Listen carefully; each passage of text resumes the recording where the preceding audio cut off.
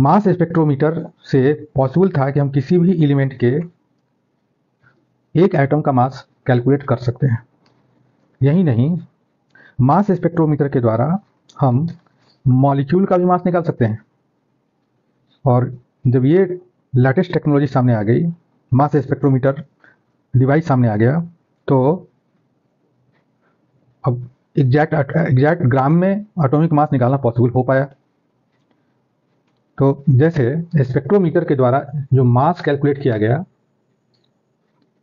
Carbon का, तो carbon का मास स्पेक्ट्रोमीटर में आया mass of 1 atom of carbon equal to 1.992648 into 10⁻⁻23 gram. एकदम एग्जैक्ट ये वैल्यू था। किसके द्वारा? By mass spectrometer.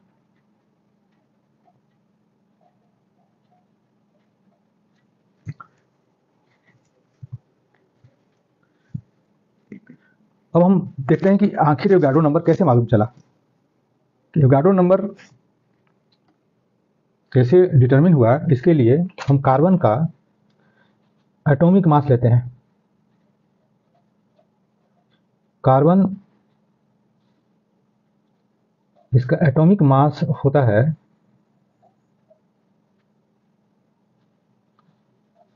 12 mu, या इसको बोलते हैं 12u।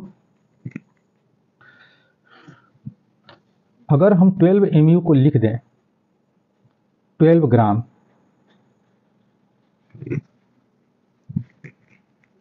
12 ग्राम के अंदर में कितने एटम्स होंगे इसको देखें। तो नंबर ऑफ एटम्स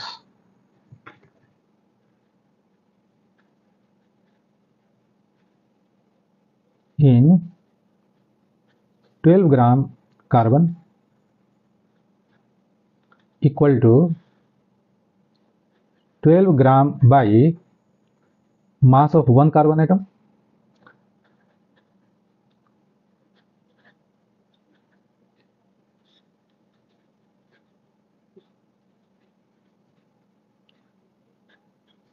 और ये वैल्यू आया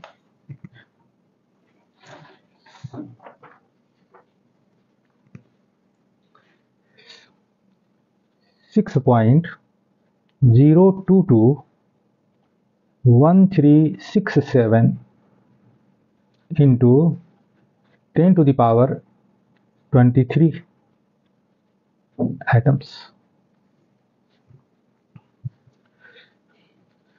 ये वैल्यू फर्स्ट टाइम किसने निकाला? तो first time gene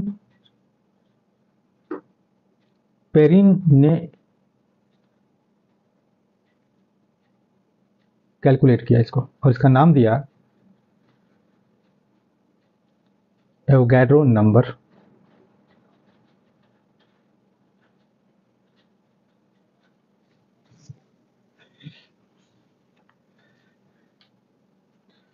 science conference में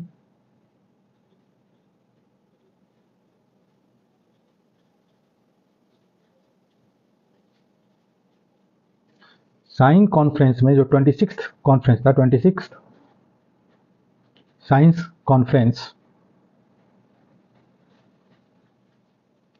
नाम था BIPM, में इसको थोड़ा मॉडिफाइड किया गया इस नंबर को, और कहा गया 6.022140076 इंटू 10⁻23, और इसको एडॉप्ट किया गया एज ए एवोगाड्रो कांस्टेंट।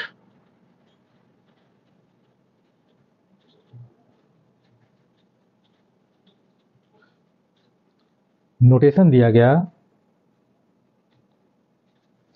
इसी नंबर को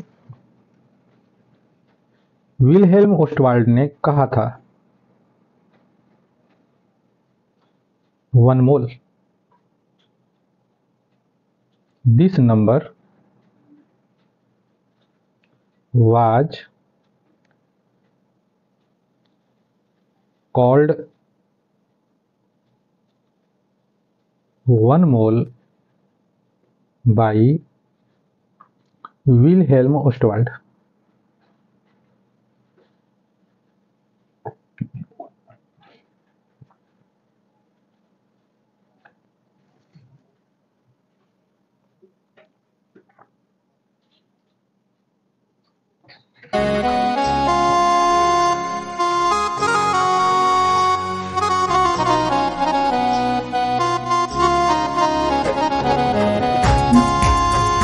इसका मतलब हो गया कि अगर हम किसी भी एलिमेंट का एटॉमिक मास लेते हैं, जैसे कैल्शियम का एटॉमिक मास होता है 40 mu या u, यह है एटॉमिक मास।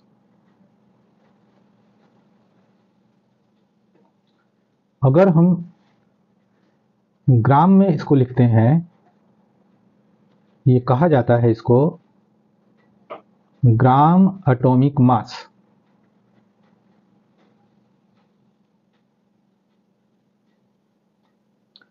या शॉर्ट में इसको लिखते हैं GAM। 40 ग्राम को कहा जाता था 1 ग्राम एटम। मतलब कि अगर हम एटॉमिक मास को ग्राम में लिख दें तो ये 1 ग्राम एटम के बराबर होता है, और इसमें एटम की संख्या होगी 6.022 into 10 to the power 23 atoms.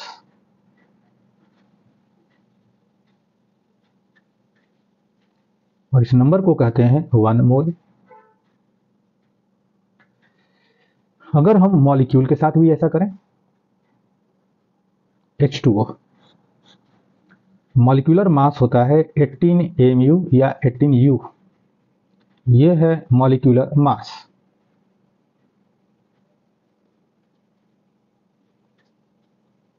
इसको अगर ग्राम में लिख दें, 18 ग्राम मॉलिक्यूलर मास को ग्राम में लिख दिया गया 18 ग्राम। जैसे ऐसा किया आपने, ये मोल कंसेप्ट में चले गए। इसको बोलते हैं ग्राम मॉलिक्यूलर मास, या बोलते हैं GMM। ये होता है 1 ग्राम मॉलिक्यूल। इसमें मॉलिक्यूल्स का नंबर होगा 6.022 10 to the power 23 मॉलिक्यूल्स। ये भी हो गया 1 मोल मॉलिक्यूल्स। ये था 1 मोल एटम।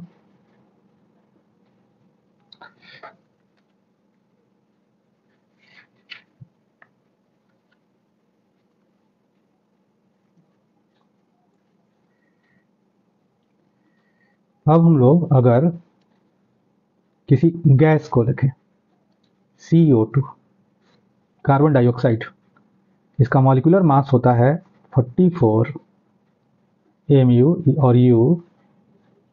इसको लिखते हैं अगर 44 ग्राम, तो ये कहलाता है gram molecular mass.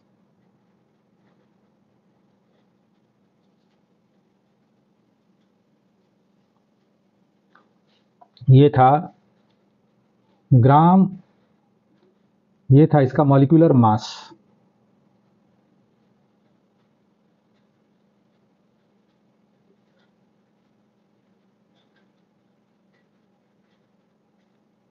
Molecular mass मतलब ये हो गया 1 ग्राम मॉलिक्यूल। इसमें मॉलिक्यूल का नंबर होगा 6.022 22 into 10 to the power 23 molecules of carbon dioxide, मतलब 1 मोल। अगर इस 1 मोल को हम एक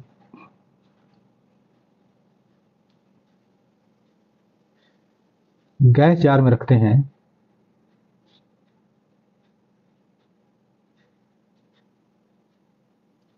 प्रेशर अगर इस पर रखा जाता है 1 एटमॉस्फेयर,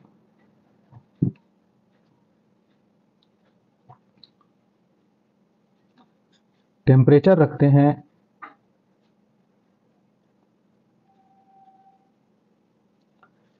273 केल्विन, इसको कहा जाता है normal temperature and pressure. Pressure 1 atmosphere, temperature 273। तो देखा जाता है कि गैस का 1 mole, any gas, not only CO2, hydrogen, helium, कोई भी एक मोल गैस का वॉल्यूम 22.4 लीटर होता है। इसीलिए 22.4 लीटर को बोलते हैं molar volume at NTP।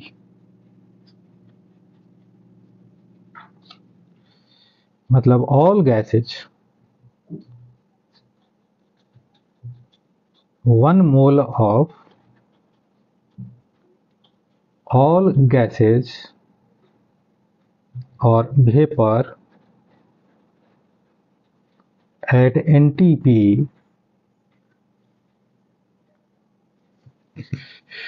occupies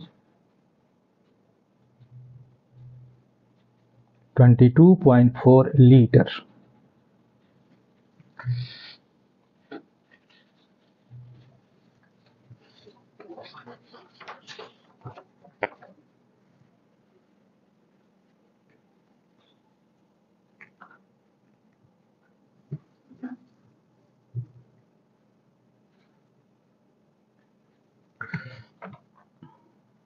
मतलब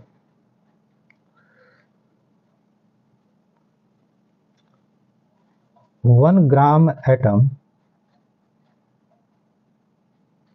होता है 1 मोल एटम,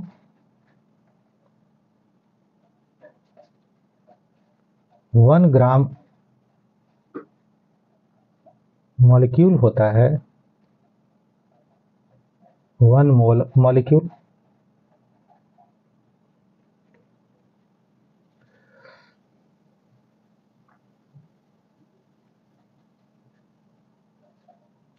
ट्वेंटी 2.4 लीटर और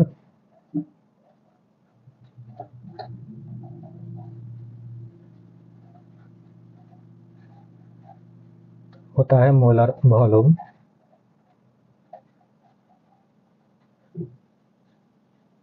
eight NTP।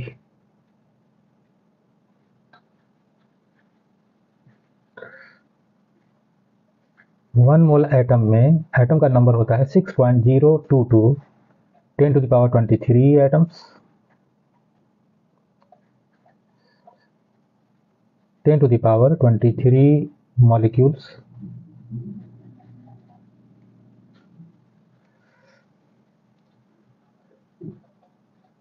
One mole charge, electric charge,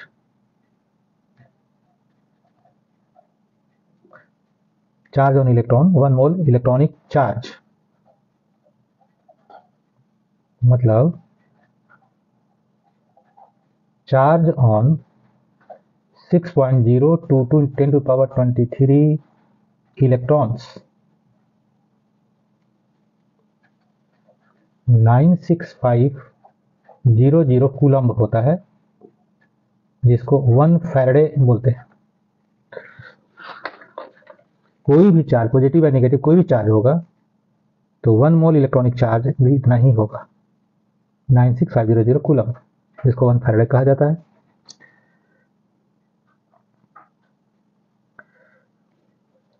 22400 milliliter at NTP,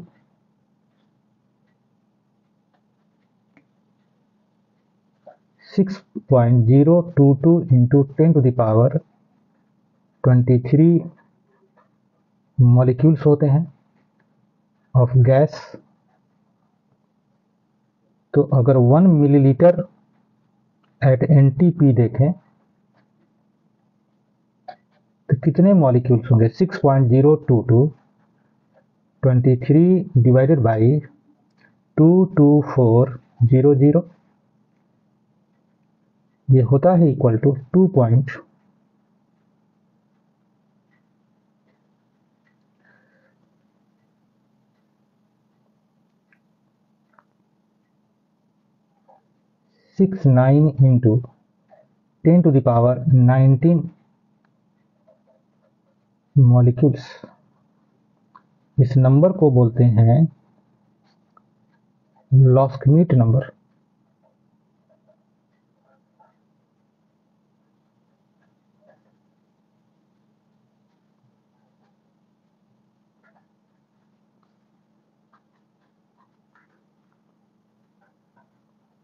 Mass of 1 mole substance is called molar mass। जैसे example, molar mass of carbon 12 gram, molar mass of water 13 ग्राम। बच्चों, आज आपको हम बताएं कि Avogadro number कैसे निकाला गया, लॉस्कमीट नंबर क्या है, मोलर वॉल्यूम क्या है, ग्राम एटम क्या है, ग्राम मॉलिक्यूल क्या है, मोलर मास क्या है, और बताया कि कैसे इसको मोल के साथ रिलेट कर दिया गया। नेक्स्ट वीडियो में मैं बताऊंगा आपको कि मोल कंसेप्ट का न्यूमेरिकल्स में कैसे यूज किया जाता है। और फाइनली मैं आपसे कह रहा हूं कि अगर आपको पढ़ाई समझ में आ रही है, आपको अच्छा लग रहा है, तो आप इसको लाइक कीजिए, शेयर कीजिए, कमेंट कीजिए, सब्सक्राइब कीजिए, जिससे कि मैं और भी इसी तरह के इंटरेस्टिंग टॉपिक्स को आपको इजीली समझाने का कोशिश करूं, नया नया वीडियो बनाऊं और आपके नॉलेज को बढ़ाऊं। Thank you.